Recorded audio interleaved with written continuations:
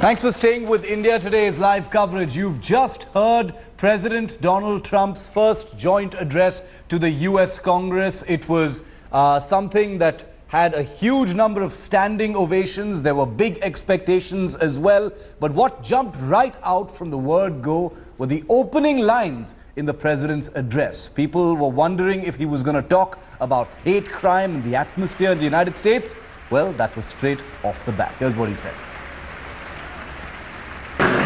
Recent threats targeting Jewish community centers and vandalism of Jewish cemeteries, as well as last week's shooting in Kansas City, remind us that while we may be a nation divided on policies, we are a country that stands united in condemning hate and evil in all of its very ugly forms.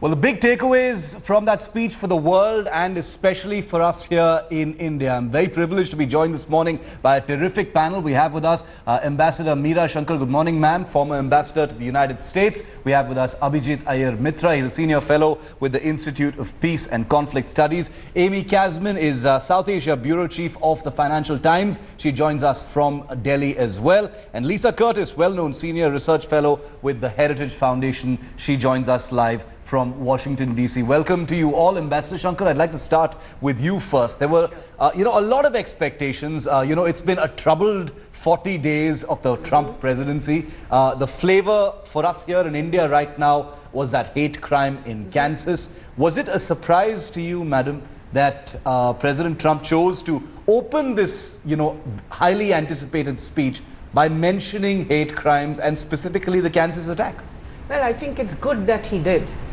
Because, people in India and everywhere else are concerned that, these should not be repeated.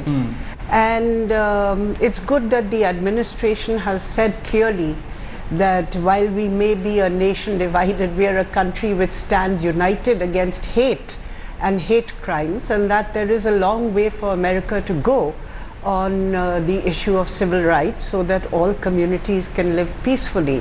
So I think it was very timely, and it's good that the president made those remarks and gave that reassurance. Because, so much has been written about, Trump's advisors, the fact that he brazens through with his message, even though it might sound divisive.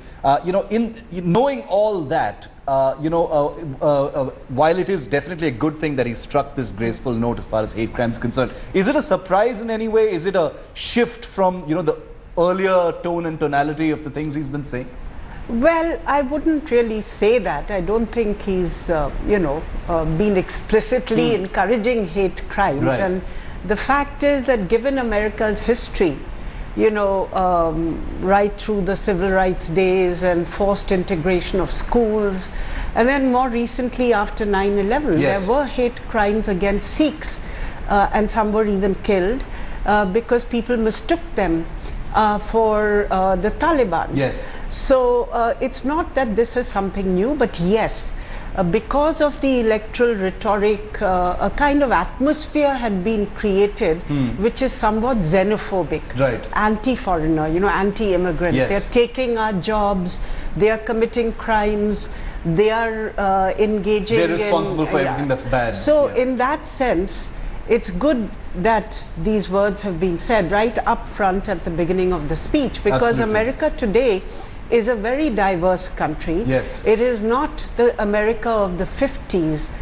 which was far more homogeneous and, basically a white nation. Yes. So given that there is this diversity, if America is to remain, as it is, a society which is a melting pot, then I think it's important that President Trump said this. Okay. Was it a conciliatory, message that you think is the big takeaway, Abhijit, from what you just heard? It was a pretty long speech. Yeah. So the thing here is that there were moments in that speech where he did actually show a much kinder side. The first one was, of course, in drug rehabilitation. He talked about drugs being a problem, but he's also talking about rehabilitating Yes. drugs. He's talking about lowering the costs. Now, there are alternative models for this. Australia's done this very successfully, actually, with the PPP model and bulk billing, where the government sort of acts like a wholesaler, Yes. a wholesale procurer. So that was really surprising for me, because I think that was actually toning down. He normally takes very innocuous, simple things and sharpens them and makes them as jagged as possible to produce a reaction, pretty much. And that was, he did that, but there was also the soft side. So it was mellower. He had softened some of the things he's been pretty sharp about before. No, he hasn't softened it, but he's added that element of care. I think one thing that ran through this entire speech was the state is going to care for its people, which actually, if you look at that, that's a very Bernie-esque speech pattern. And it's surprising that it's not surprising really that he got that, because a lot of Bernie voters who were never vote Hillary turned their votes towards voted for Trump. So that was a pretty natural progression. Amy, if I could bring you in, given that before a speech of this kind, there are many. We here at India Today had a list of expectations. Some of those did appear. He did talk about jobs. He spoke about the Harley Davidson issue as well, which I'll come to a little later, because he was apparently talking about India. But Amy, for you, the big takeaways and the tone of this speech?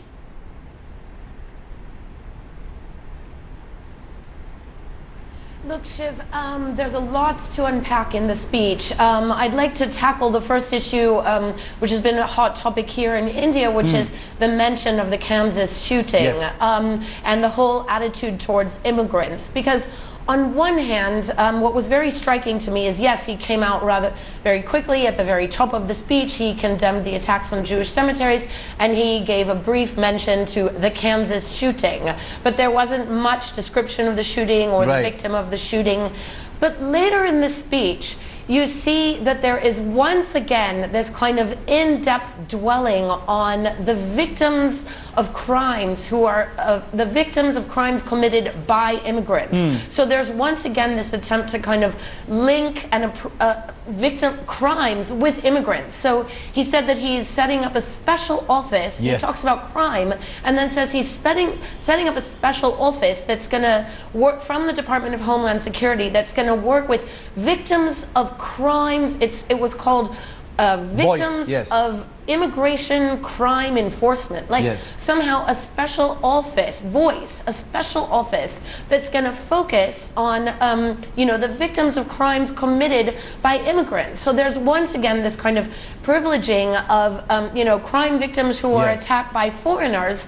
I mean, I'm in favor of support for crime victims, but let's support all crime victims. I mean, why are we supporting only the victims of crimes committed by immigrants or foreigners? And there's a big dwelling on that in the speech. The cases of people who are attacked by foreigners, they're in the audience. The camera pans on them. Their stories are told. There's a sympathy dwelling for them. So this is actually, I mean, a very powerful rhetorical tool, which is once again, kind of not directly, but sweeping the idea that actually Americans are unsafe because of foreigners, when in reality, I mean, there's obviously a lot of very dangerous native-born Americans. And, in this whole talk of, making America safe again, there's not one mention, of course, I mean, not surprisingly, considering that he's a Republican with strong support from the NRA, but there's no mention of, how heavily armed the U.S. population is. I mean, we wouldn't expect him to do that. But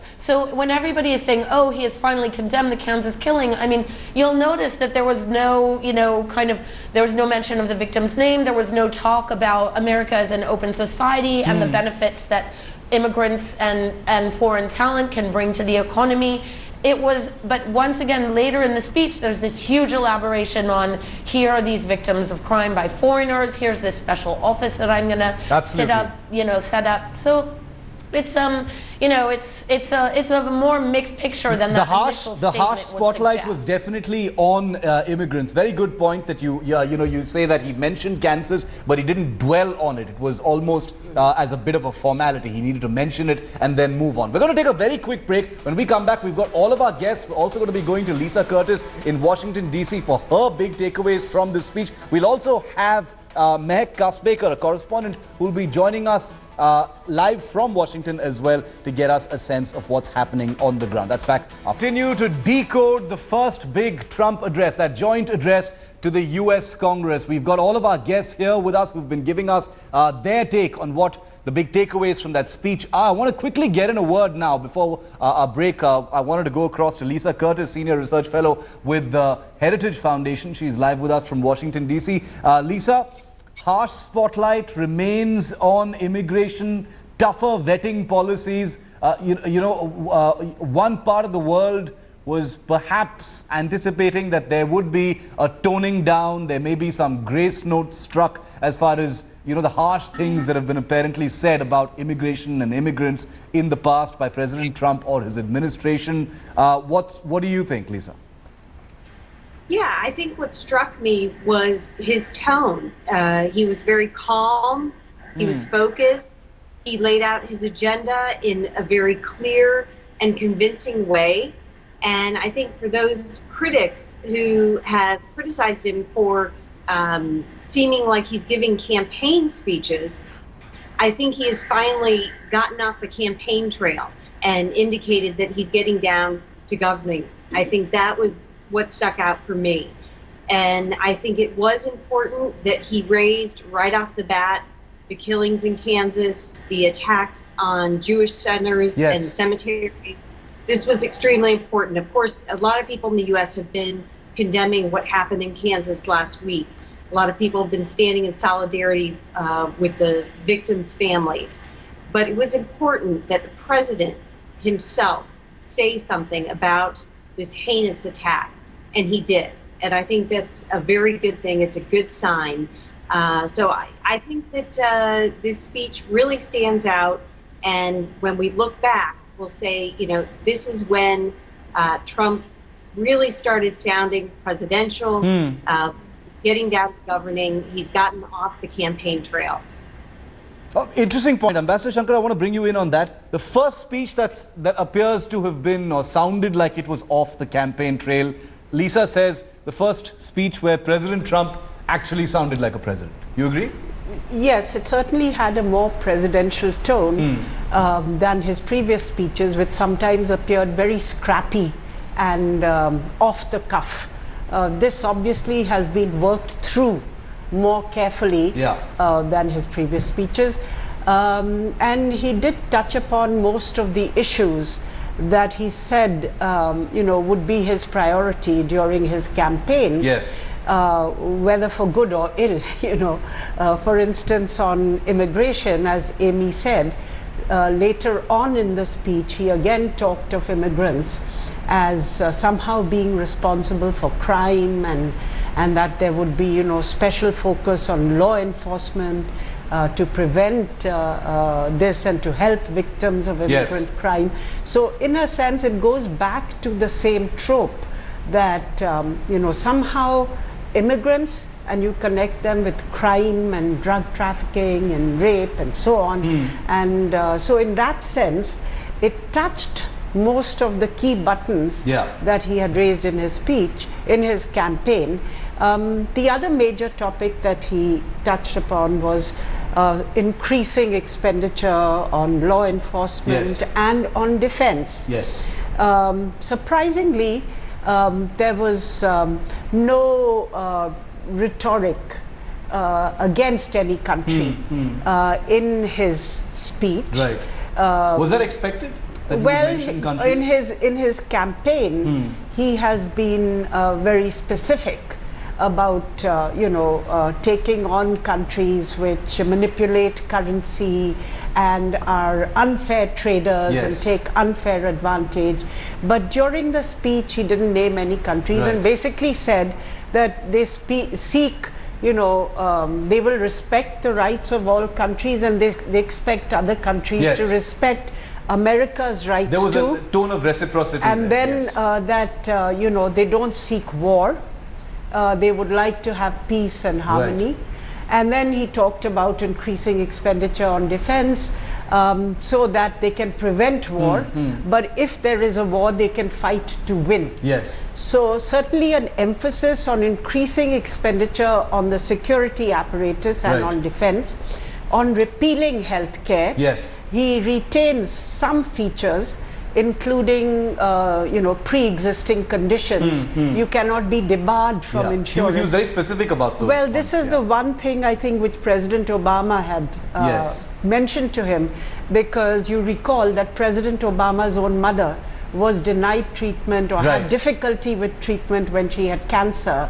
She couldn't get insurance. Absolutely. So it was a very major thing for him. Yes, those were... but he hasn't talked of, he's talked of reducing taxes, but not in specifics. Yes. And then he hasn't talked of financial deregulation, which again was, an expectation. We're actually going to come to, things that he, perhaps was expected to touch upon that he didn't touch upon. And we'll come to that as well. And also China, which was, a big thing missing from that particular speech, which has been there in earlier addresses.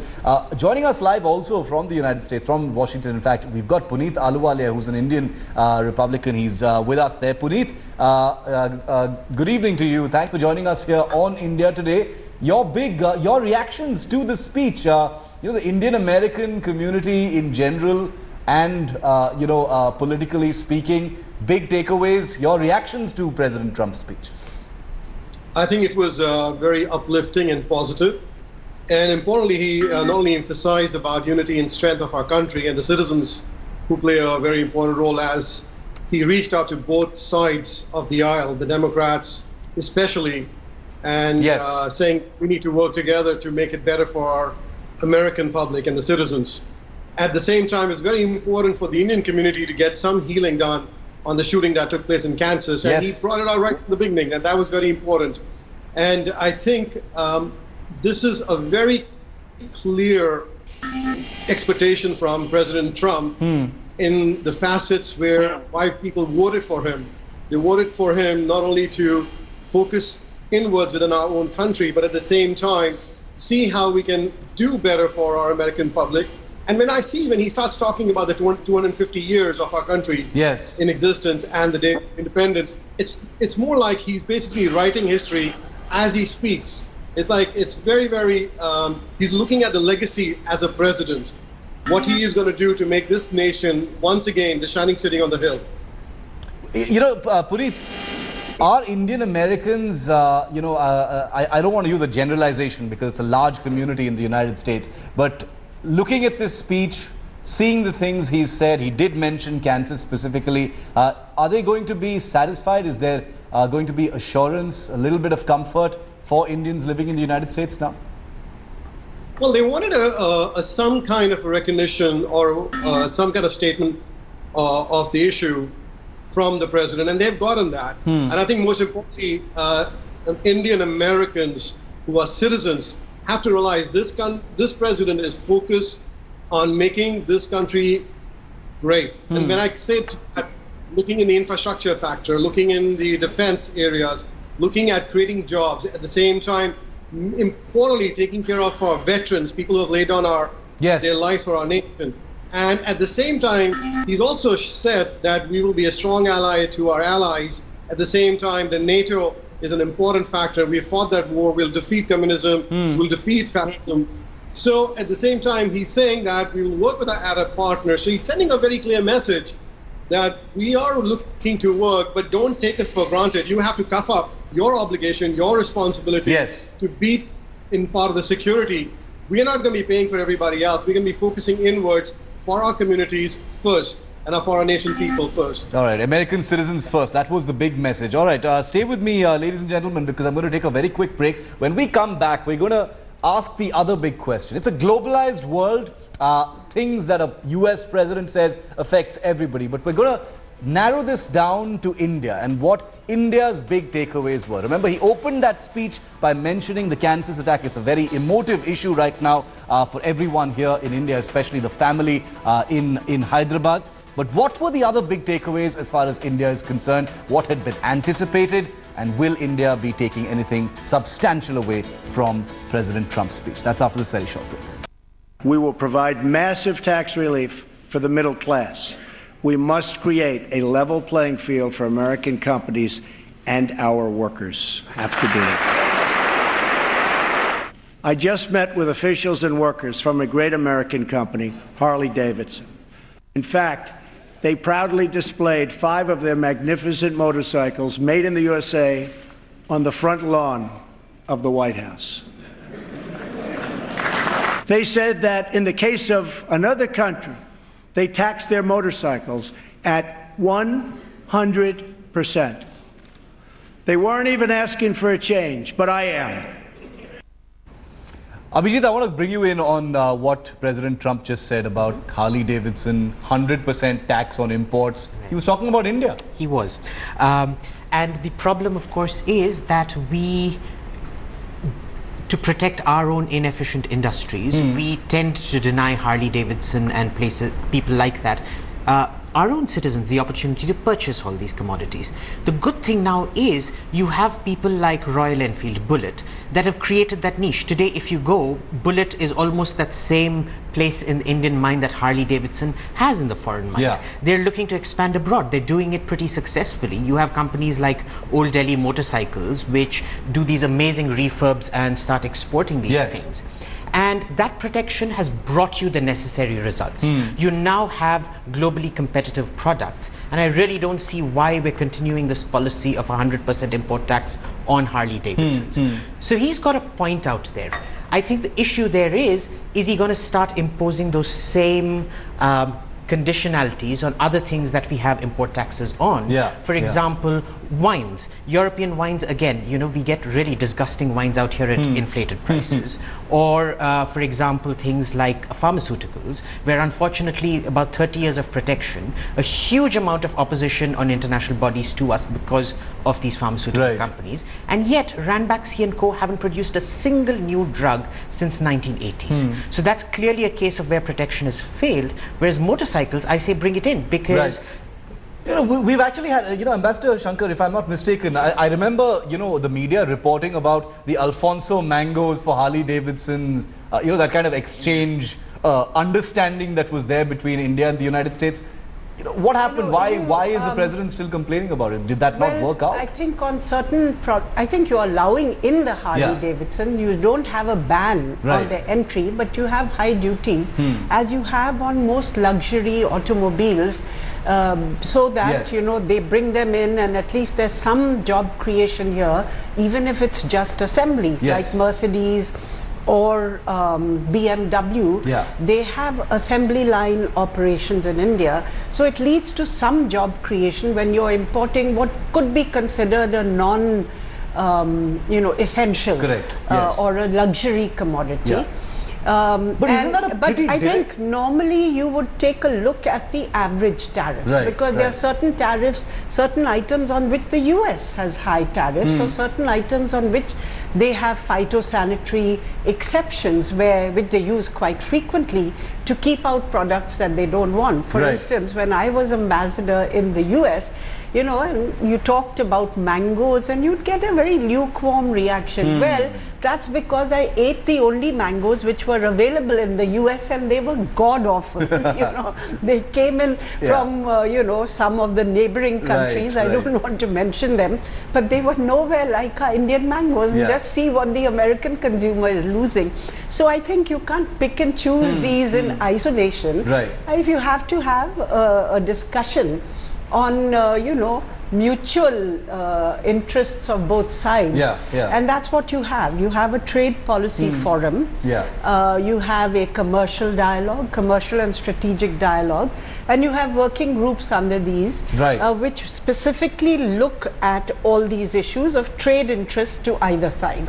And I'm sure that these issues will be discussed. Amy Kasman, I want to bring you back in. You know, in a speech that was largely non-specific in terms of not naming, you know, any particular country or singling out any particular region. You know, I want to, you know, talk about that Harley-Davidson example for a moment, because that, Amy, appears to be, you know, a direct message very specifically for India on the pretty, you know, pretty important, pretty volatile issue of trade.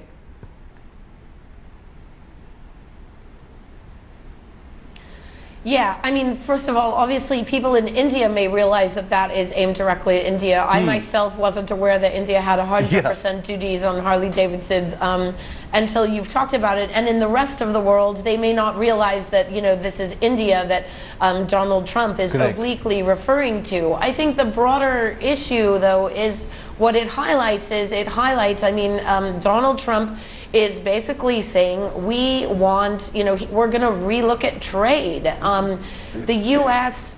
For a long time has given duty-free access to poor developing countries for, say, the garment sector, for garment exports, and they've done it as a kind of a policy to help poor countries develop an industry that can create jobs. I mean, the whole kind of global trading framework has often been like America will provide a market and American consumers will buy things made, you know, in kind of underdeveloped countries all over the world and be given duty-free access on that, and you know, and America will sort of through its purchasing power try to help some of these countries develop. Now with all this talk about, well, we want fair trade, not just free trade, and why are we giving duty-free access to our markets and other countries are putting up tariffs, you know, against our goods? So it does show that relooking at America's trading relationships will be very high on President Trump's agenda. I mean, he's already signaled his intention to sort of tear up some of the free trade agreements, although those, ironically, are probably some of the areas where, you know, the relationship is more equal. But it definitely signals that trade has a potential to become an area of greater friction in relationships with, say, U.S. and, like, countries like India or countries like China, and that this is an area that he's going to be focusing on, and that old assumptions may not stand. Absolutely. Well, the White House has also released, you know, a document of the 40 big achievements that the Trump administration has notched up in its 40 days in office so far. We're going to read some of those out. But when we return after this very brief break here on India Today's coverage, we're going to go to Lisa Curtis and to others on the very important issue of national security and terrorism. Were there more details to the Trump agenda against terror? That's after this very short break. Stay with us.